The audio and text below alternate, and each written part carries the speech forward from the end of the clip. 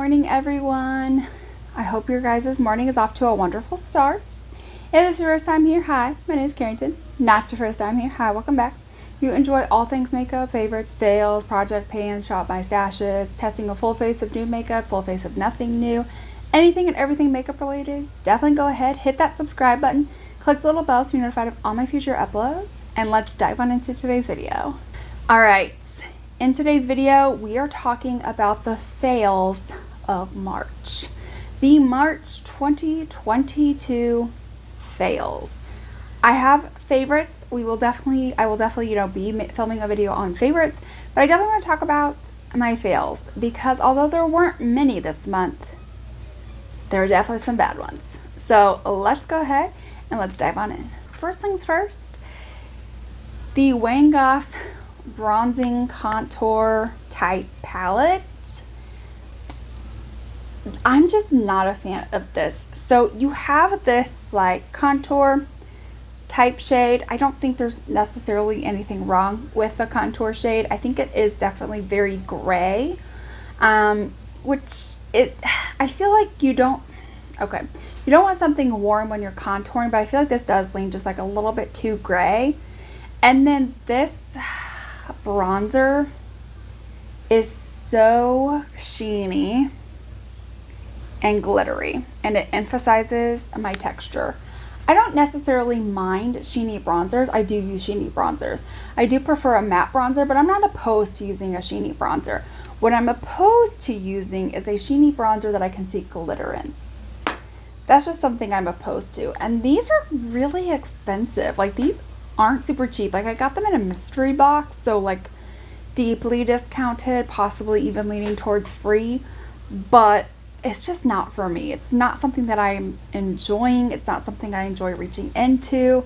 So this was just definitely like a fail for me. Next up is this Dior Backstage concealer. I originally tried this on camera, trying the Domesta Myrick's foundation. So I thought maybe like those two just like didn't work together, or maybe it was my primer. I was trying out a whole lot of new makeup, and so I then tried it with like some of my tried and true primers, setting it with like tried and true powders, everything else like that. And the issue that I have is that it does provide pretty good coverage, but it just looks so drying and cakey underneath my under eyes. I could use the most hydrating primer ever. I could use do a really hydrating eye cream, put some hydrating under eye patches, go in, like a hydrating eye primer. It just looks way too heavy and cakey on my skin. I think if you like a more matte, you have more oily under eyes, more combo under eyes, combo leaning oily, I don't think you'll hate this. I just think it's a little bit too dry for my skin, and not to mention, like, this is like supposed to be light for cool, and it just kind of comes off a little bit yellow. Like, I don't know how this is for like red undertones or like a cool skin tone when it's very yellow. Except for under eyes is also going to be this Lorac Powder. I don't necessarily think that this is like a bad powder, but it's a fail for me because this is the only shade that is offered, and it's offered as like a translucent, but it is very, very yellow. Like, it's just so extremely yellow. Like, I don't know if you guys can tell like on camera just how yellow it is, but when my under eyes are already super fair, I'm using like the lightest concealer, the lightest foundation, because I'm just that fair. I'm like computer paper white, like Casper. Are you there? It's me, Margaret. Casper, is that you? It's me, Margaret, like the book. My powder shouldn't be making my eyes darker and more yellow, and that's just kind of what this does. And so I think that like if you are a darker skin tone, like a medium or tan, I think you would like this. I think it's a really good formula. It's just the shade it just doesn't work for if you're super fair. But I think that if you are a little bit darker, I think you'll like this. Also, has like that banana, it's almost like a banana powder in a way to help brighten your under eyes, just fortunately not if you're fair. Next up is this YSL Lash Clash I just don't really feel like this does a whole lot for my lashes. Like, it makes them darker and maybe just like a smidge longer if I put 3 coats on them. It just does nothing. It's supposed to be like a major volume. I don't know. But for as expensive as a YSL mascara is, granted this is a sample, I got it for free from Sephora.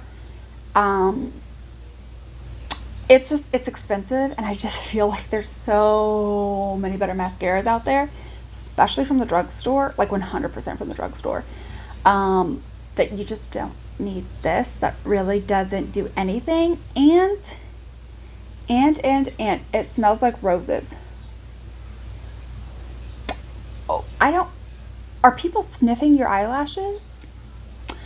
Because if not, what is the point of rose scented mascara besides it's just going to irritate the hell out of your eyes? I just don't get it. I don't get it. I know it's like, oh, it's bougie, so you have to smell like roses. My eyelashes should not smell like roses. My eyes get irritated when I wear this because of the scent. Like, it's a no for me. All right, next up is this Jaclyn Hill Pout Off Nourishing Lipstick Remover. Okay, it looks like this. It's kind of like a, I don't know, like a kind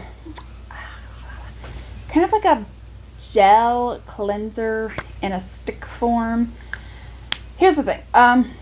With the liquid lipsticks, especially hers, which are really good and long lasting, I feel like I have to like coat my lip. I mean, like really coat them, rub them off, go in again, rub them off, go in again.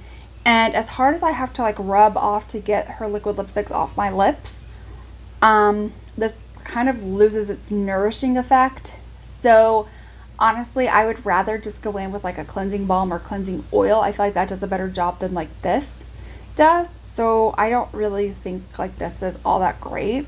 Maybe it'd be great for one of those that like comes off easily, but like if it's like a really hard to get off, like it's gonna last all day kind of liquid lipstick, I just don't think this does what it's intended to do. The next one is this Melts Cosmetics like sex foil. This is in the shade Fetish. You know, I think it's okay. Here's the thing. You would think like as much as like one pumps out, like that would be enough for like to do your whole face. However, once you like blend it in, it's very, very subtle. Like it very much loses a lot of its like shine and sheeniness. Especially like if you're like what? Especially if you're like using a sponge, because a sponge soaks up more product, it just like loses it. And like literally that amount that I pumped out is enough for literally me to do like this part of my cheek. I feel like that's a waste of product. Like that's way too much of a waste of product. Like that's, yeah, it's not even worth it to me to like have to use like that much. I think it's, you know, I think it's pretty, you know, overall. Like, I don't know if you can even see it on camera. Like you can see it in person. We're like, yeah, it's pretty. But the amount that I have to use, and as expensive as this is, like you would think, oh, this huge bottle is going to last me a long time. Doubtful. Like if you're using this every single day, it's doubtful it would last you a year. Another highlighter is this Winky Lux Highlighter. Here's the thing. This is beautiful. This reminds me of like those little like toy ball machines at like stores whenever you leave, right? You put your like quarter or 2 quarters in, and out pops one of these balls with like a cool toy in it, or a little gadget that literally costs probably like a penny or half a penny to make. I don't like, here's the thing, it's so beautiful, but like when I'm like trying to like get a brush to pick up, like it just doesn't pick up super well. So that's just like kind of like a downfall, because I don't really find any brush, like a dense brush or a light brush or a fluffy brush, to be like super helpful. Like it's like almost like you just really need to like go in with like your finger and like tap it on. Like that's the best way to do it. But I don't always necessarily like want to do that. Like I just want to be able to just like take my brush and apply it. Only because sometimes I feel like when I use my fingers to apply, like especially like even with the Super Shocks, depending on what I'm using underneath. So if I have like a really sticky base, sometimes I feel like going over it with my finger can kind of pill up underneath. So I don't really like that, but this is beautiful, and I will definitely just like keep it to look at, but I just wish it picked up better. Last two are complexion products. So I kind of wanted to put this in like the category, but we're just going to put this in the fail. So this is the Makeup Forever HD Skin. This is not for you if you have really dry skin. The reason why I would put this in like my meh category is because I do really like this. I did try out like the Reboot foundation. I like doing like 2 pumps of the Reboot and like half a pump to a pump of this and putting all over my face. I feel like my makeup lasts longer, but it's not really made up primarily of this, so it doesn't emphasize my texture and look super cakey. Whereas if I just go in with this all over my skin, no matter what I'm doing to prime, prep, exfoliate, you know, whatever, it just looks really, really heavy, really, really cakey. It doesn't really wear as well. So this is definitely not for like dry skin people, and like honestly, like on the packaging it says for oily skin, and the Reboot's definitely for like dry skin. So I would put this in the meh if I'm using this with like the Reboot foundation or another foundation that's super hydrating and I just need something a little bit more matte to make it, you know, make it last a little bit longer on my skin. But like this by itself, no. We are on to the last product, and I'm here to tell you this is probably the worst of the worst that I have tried this month. I wanted to love this, I do not. This is the Domesta Myrick's Yummy Skin Serum Foundation. This is trash. First and foremost, I put on, it said a pea-sized amount, and I feel like a lot of times, a lot of like foundations say use a pea-sized amount, and like I need more than that to cover my face. Nope, you need a pea-sized amount of this. I used what I would normally put on my face, and it was way too much, way too quick. It looked cakey, it was awful. Next of all, the shade range is terrible. This makes me look like Casper the Friendly Ghost times 10. Yikes, not good. Even using the 1 pea-size amount, this looks awful. I have tried this with other primers, hydrating primers, no pore filling primers, literally just everything glowy and hydrating, a very tiny decimal amount of product, and it just looks awful. It does not wear well. This is terrible. It 100% does not wear well. If you set it with powder, it looks even worse. It pills up. This is awful. This is like the worst product that I have ever used. 10 out of 10, do not recommend. Would never, ever, ever recommend this to anyone. This is trash. Complete and utter trash. Stay as far away from this as possible.